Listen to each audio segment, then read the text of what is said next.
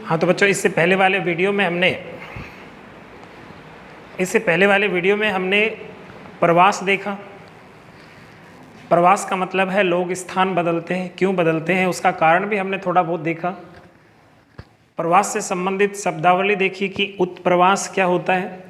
व्यक्तियों का प्रतिकूल जलवायु के कारण, प्रतिकूल परिस्थितियों के कारण अपने उद्गम स्थल को छोड़कर अन्यत्र जाना स्थायी रूप से।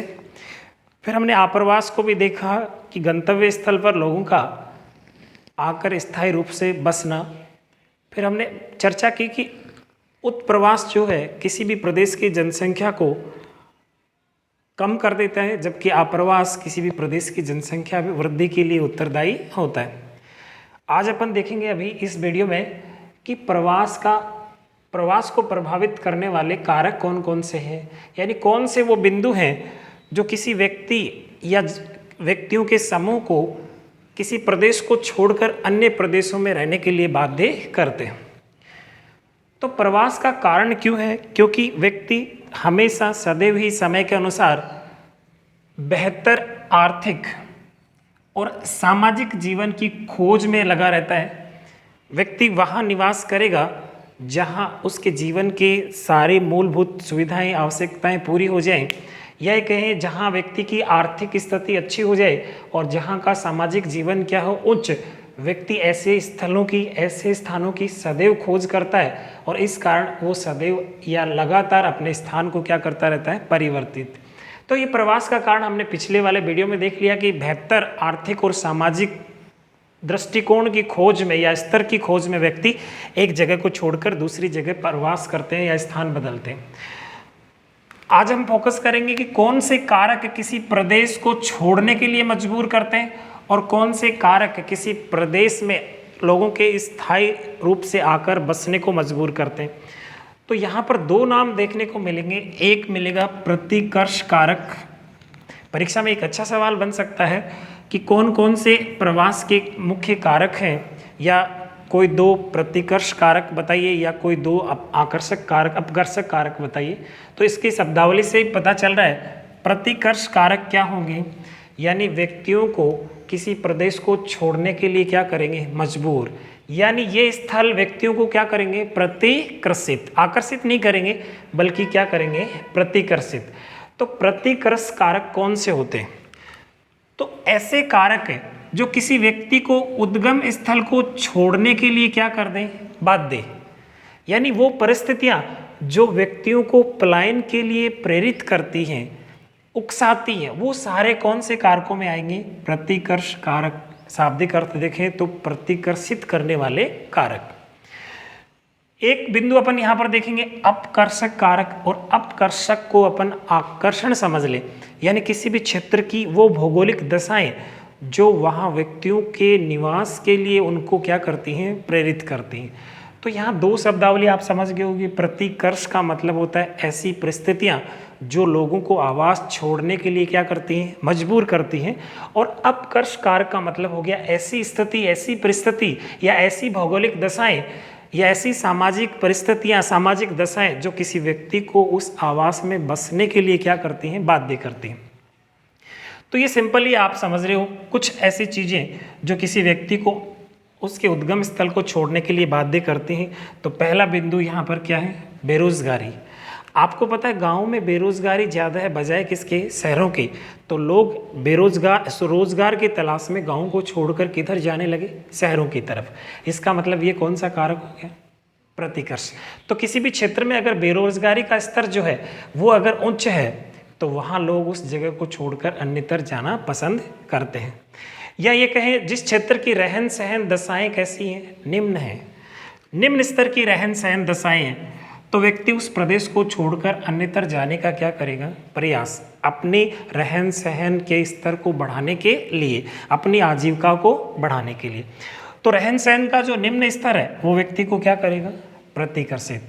अगर इन्हीं दोनों बिंदु को अपन अपकर्षक के रूप में देखें तो इसको उल्टा बोल सकते हैं। बोलो, जहाँ बेहतर क्या होंगे, रोजगार के अवसर, जहाँ बेहतर रोजगार के अवसर होंगे तो वो स्थल व्यक्तियों को क्या करेगा, आकर्षित। तो यहां हमने कहा था प्रतिकर्ष कारक उद्गम स्थल को छोड़ने के लिए क्या करते हैं, मजबूर। वहीं जो गंतव्य स्थल में लोगों को ये रहने के लिए जो प्रेरित करते हैं वो कारक क्या होंगे, अपकर्षक यानी आकर्षित करने वाले कारक। तो यहाँ आपने देखा बेरोजगारी है, वहाँ आपने क्या देखा, रोजगार के बेहतर अवसर। यहाँ आपने देखा रहन सहन की निम्न दशाएं, और वहाँ क्या लिखी, उच्च रहन सहन की दशाएं। यहाँ आपने लिखा है राजनीतिक उपद्रव। इस बात को यूँ समझिए, जिन क्षेत्रों में राजनीतिक लड़ाइयाँ या उपद्रव ज़्यादा होते हैं उन क्षेत्रों को लोग छोड़ने के लिए क्या हो जाते हैं, मजबूर। भारत के ऐसे बहुत सारे इलाके हैं जहाँ आतंकवादी घटनाएं होती हैं, जहाँ लोगों का रहना क्या हो गया है, मुश्किल, जहाँ जीवन की सुरक्षा क्या हो गई है, मुश्किल हो गई है। तो कहने का मतलब उन क्षेत्रों को लोग छोड़ने के लिए क्या हो जाएंगे, मजबूर। तो राजनीतिक उपद्रव या राजनीतिक जो लड़ाइयाँ हैं, आतंकवाद है, वो भी किसी भी उद्गम स्थल को छोड़ने के लिए क्या करते हैं, मजबूर करते हैं। तो ये कौन सा कारक हो जाए, प्रतिकर्षक।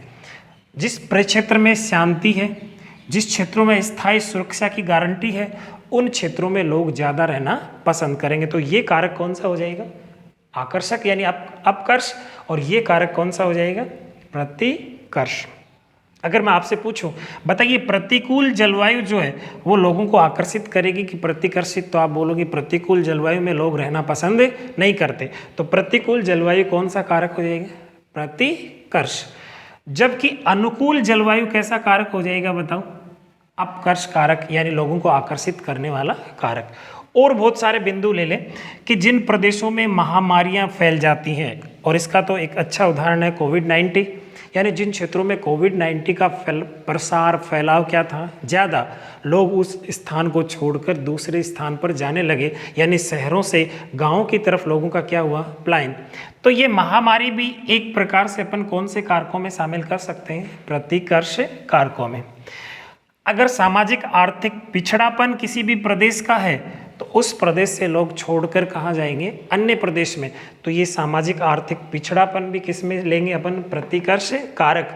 और छोटे मोटे बिंदु आप इसमें देख सकते हो, जिस प्रदेश की मिट्टी जो है अनुपजाऊ है, जहाँ कृषि की संभावनाएं कम है, वो क्षेत्र लोगों को छोड़ने के लिए बाध्य करते हैं, यानी प्रतिकर्ष कारक हैं। जहाँ जल का अभाव है, जहाँ शुष्कता पाई जाती है, या जो मरुस्थलीय क्षेत्र हैं, या मरुस्थलीकरण जो है, ये भी एक प्रकार से अपन शामिल कर सकते हैं कौन से कारकों में, प्रतिकर्ष कारकों में। जबकि अपकर्ष यानी आकर्षित करने वाले कारक अगर अपन देखें तो काम के बेहतर अवसर, जीवन की उच्च रहन सहन की दशाएं, शांति, स्थायी सुरक्षा, जीवन व संपत्ति की सुरक्षा की जहां गारंटी मिले, जिस स्थल की जलवायु अनुकूल हो, जहां प्रॉपर औद्योगिकरण या उच्च औद्योगिकरण हुआ, जहां की मिट्टी उपजाऊ है, और जहां जल उपलब्धता सबसे ज़्यादा है, वो जो क्षेत्र हैं वो लोगों को रहने के लिए क्या करेंगे, आकर्षित। इसमें आप अगर एक बिंदु और ऐड करें तो भी आप चलेगा कि जहाँ पर खनिजों का निक्षेप क्या होगा, ज़्यादा, यानी खनिज निक्षेप। तो खनिज निक्षेप वाले जो क्षेत्र हैं वो भी लोगों को रहने के लिए क्या करेंगे, आकर्षित करेंगे। क्योंकि जिन क्षेत्रों में खनिज का निक्षेप क्या पाया जाता है, ज़्यादा, वहाँ उद्योग क्या लगेंगे, ज़्यादा, वहाँ रोजगार के अवसर क्या मिलेंगे, ज़्यादा, वहाँ जो है लोगों के जीवन के रहन सहन की दशाएं जो है वो परिवर्तित हो जाएंगी।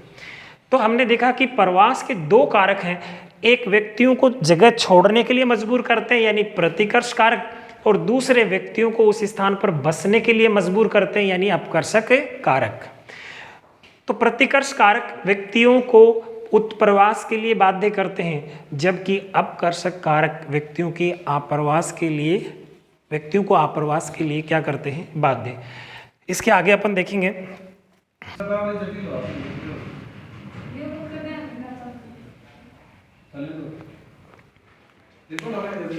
हाँ है ना, अभी रिकॉर्ड नहीं है, कोई बात नहीं, नहीं हो जाएगा, कोई बात नहीं। देखो, इससे पहले हमने देखा कि प्रवास जो है उसको प्रभावित करने वाले दो कारक हैं, एक अपकर्षक कारक और एक प्रतिकर्ष कारक। अब अपन यहाँ पर देखेंगे कि जनसंख्या परिवर्तन के प्रमुख घटक जो है अभी हम उनको पढ़ चुके हैं, तो अब इस क्वेश्चन का आंसर देना आसान हो जाएगा कि कौन कौन से घटक जो है किसी प्रदेश की जनसंख्या को परिवर्तित करते हैं। तो ये जो टोटल है ये यहाँ पर 3 घटक हम ले लेंगे कि कौन कौन से घटक किसी भी प्रदेश की जनसंख्या को परिभावित करते हैं या फिर परिवर्तित करते हैं। तो हमने जन्म को देख लिया, हमने मृत्यु को देख लिया, और एक पॉइंट हमने जोड़ा था किसी भी प्रदेश का प्रवास जो है वो भी उस क्षेत्र की जनसंख्या को प्रभावित करता है। इसमें से पहले वाले 2 प्रमुख कारक जो है, एक जन्म दर और एक मृत्यु दर, ये जनसंख्या को परिवर्तित करने वाले कौन से कारक माने जाते हैं? प्राकृतिक कारक। तो आज हम बोर्ड की परीक्षा का एक महत्वपूर्ण क्वेश्चन देखेंगे। छोटा क्वेश्चन भी बन सकता है और बड़ा क्वेश्चन भी बन सकता है। हमें पूछा जा सकता है कि CBR क्या है और CDR क्या है। तो ये सवाल है, इसको थोड़ा सा सिंपली लैंग्वेज में समझिए कि CBR और CDR वास्तव में है क्या चीज़। तो देखो, यहाँ के जनसंख्या को परिवर्तित करने वाले प्राकृतिक घटकों में हम पहला घटक ले लें जन्म और दूसरा घटक क्या ले लें? मृत्यु। तो सबसे पहले अपन जन्म की बात करें तो जन्म के लिए यहाँ एक शब्दावली, एक मुख्य परिभाषा है, वो बोर्ड की परीक्षा में पूछी जा सकती है। CBR यानी क्रूड बर्थ रेट। हिंदी में इसको क्या बोलोगे? अशोधित जन्म दर।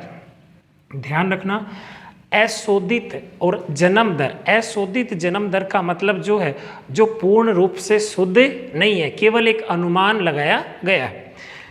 एक चीज और ध्यान रखना, जन्म दर में हमेशा 1000 महिलाओं द्वारा जन्म, यहां पर 1000 महिलाओं के सापेक्ष अपन बात करेंगे, 1000 महिलाओं द्वारा जन्म दिए गए बच्चों की चर्चा करेंगे, और मृत्यु में अपन शामिल करेंगे 1000 जनसंख्या। 1000 जनसंख्या, क्योंकि मरने वालों में तो महिलाएं और पुरुष दोनों ही होंगे, तो दोनों को शामिल रूप से पहली बात तो हमें ये समझनी होगी कि अशोधित मृत्यु दर में क्या लिखी जाएगी? जनसंख्या कितनी प्रति 1000, जबकि जन्म दर में केवल और केवल 1000 महिलाएं या प्रति 1000 महिलाओं की संख्या आएगी। तो अगर आपसे क्वेश्चन पूछ ले कि CBR क्या है, तो पहली बात तो CBR की अंग्रेजी की फुल फॉर्म क्या है? क्रूड बर्थ रेट, यानी अशोधित जन्म दर, या इसको यूँ मान ले जो पूर्ण रूप से शुद्ध नहीं है। तो यहाँ पर हमें 2 चीज़ें देखनी पड़ेंगी। एक वर्ष, ध्यान रखना, हम एक वर्ष या किसी भी वर्ष विशेष की बात कर लें। पहले तो ये देखें कि 1000 महिलाओं ने जो बच्चों को जन्म दिया है उनकी संख्या कितनी है, लेकिन ध्यान रखना वो बच्चे क्या होने चाहिए? जीवित। तो एक बिंदु तो यहाँ पर ये याद रखना पड़ेगा कि एक वर्ष या किसी वर्ष विशेष में 1000 महिलाओं द्वारा जन्म दिए गए जीवित बच्चों की जो संख्या है उसको क्या बोलते हैं? अशोधित जन्म दर। तो यहाँ जो है परिभाषा में 1000 महिलाओं को ध्यान में रखना है, क्योंकि जन्म दर में प्रति 1000 महिलाओं की संख्या आएगी। अगर अपन इसका एक सूत्र देखें कि अशोधित जन्म दर का सूत्र कैसे निकालेंगे, तो ऊपर क्या लिखेंगे? बर्थ यानी जन्म, और नीचे लिखेंगे उस वर्ष या उस वर्ष के मध्य में कुल जनसंख्या। तो अपन एक शॉर्ट फॉर्म में CBR का जो सूत्र है वो ऐसा बता सकते हैं कि बर्थ अपॉन पॉपुलेशन और गुणा 1000। ध्यान रखना, कई बार मिस्टेक ये कर देते हैं कि दर में 100 आता है, यानी प्रतिशत निकालते हैं तो कितना आता है? 100, जबकि हमें CBR और CDR को प्रति 1000 जनसंख्या पर व्यक्त करना है। तो कहीं गलती से 1000 की जगह कितना लिख देते हैं? 100। तो CBR क्या होती है? कुल बर्थ कितनी महिलाओं द्वारा? 1000 महिलाओं द्वारा, लेकिन वो बर्थ भी कैसे होनी चाहिए? जीवित। बटे बताओ उस वर्ष की पॉपुलेशन, लेकिन वो पॉपुलेशन एक साल के मध्य में, एक साल के मध्य में यूँ मान ले जून और जुलाई में कितनी है। तो अशोधित जन्म दर निकालने का फॉर्मूला अगर आपसे कोई पूछे तो ऊपर हमेशा क्या लिखोगे? वर्ष विशेष में जीवित जन्म कितनी महिलाओं द्वारा? 1000 महिलाओं द्वारा और उस वर्ष के मध्य की कुल जनसंख्या, और इसको गुणा कर देंगे, बताओ कितने से, 1000 से, तो उस प्रदेश की हमें क्या मिल जाएगी, CBR। सिंपली अगर आपसे कोई परिभाषा पूछ ले तो CBR क्या होती है, एक वर्ष की 1000 महिलाओं द्वारा जन्म दिए गए जीवित बच्चों की संख्या। फॉर्मूले आप दोनों रूप में लिख सकते हैं, CBR बराबर B/P गुणा 1000 भी लिख सकते हैं, लेकिन इसके आगे आपको लिखना पड़ेगा B क्या है, वर्ष विशेष में 1000 महिलाओं द्वारा जीवित जन्म, और P क्या है, किसी क्षेत्र विशेष में वर्ष के मध्य की जनसंख्या, और गुणा कितने से करना है, 1000। दूसरा जो बिंदु है CBR के बाद में CDR यानी क्रूड डेथ रेट यानी अशोधित मृत्यु दर। तो ध्यान रखना, अशोधित मृत्यु दर को प्रति 1000 जनसंख्या पर व्यक्त करेंगे। तो अपन ये बोल रहे एक वर्ष में प्रति 1000 जनसंख्या पर मरने वालों की संख्या क्या कहलाएगी, CDR। ध्यान रखना, एक वर्ष में प्रति 1000 जनसंख्या पर मरने वालों की संख्या क्या कहलाएगी, CDR। यानी CDR की अगर फॉर्मूले की बात करें तो ऊपर क्या लिख सकते हो, डेथ, और नीचे क्या लिख सकते हो, वर्ष के मध्य की कुल जनसंख्या, और गुणा किससे करना है, 1000 से। अगर ये फॉर्मूला आप लिखते हो तो आगे लिख देना, यहाँ D का मतलब क्या है, किसी वर्ष विशेष में मृतकों की कुल संख्या, कितनी जनसंख्या पर, 1000 पर, और P क्या है, उस वर्ष के मध्य की अनुमानित जनसंख्या। तो ध्यान रखना, एक CBR है और दूसरा क्या है, CDR है, यानी अशोधित जन्म दर और अशोधित मृत्यु दर। CBR में प्रति 1000 महिलाओं द्वारा जन्म दिए गए बच्चों की संख्या शामिल है, जबकि CDR में एक वर्ष में 1000 जनसंख्या पर मरने वालों की संख्या शामिल है। CBR का फॉर्मूला क्या रखोगे, B/P गुणा 1000। B क्या है, 1000 महिलाओं द्वारा जीवित बच्चों की जो संख्या है जन्म देने वाली वो, और P क्या है, वर्ष के मध्य की कुल जनसंख्या, जबकि CDR में अपन लिखेंगे D/P। D क्या है, किसी वर्ष विशेष में मृतकों की संख्या, और P क्या है, उस वर्ष के मध्य अनुमानित संख्या। तो ये थे CBR और CDR। अगले वीडियो में हम देखेंगे जनसंख्या से संबंधित अगला जो बिंदु है वो जनसंख्या की वृद्धि की प्रवृत्तियाँ रहिए, बढ़ते रहिए। सभी को नमस्कार।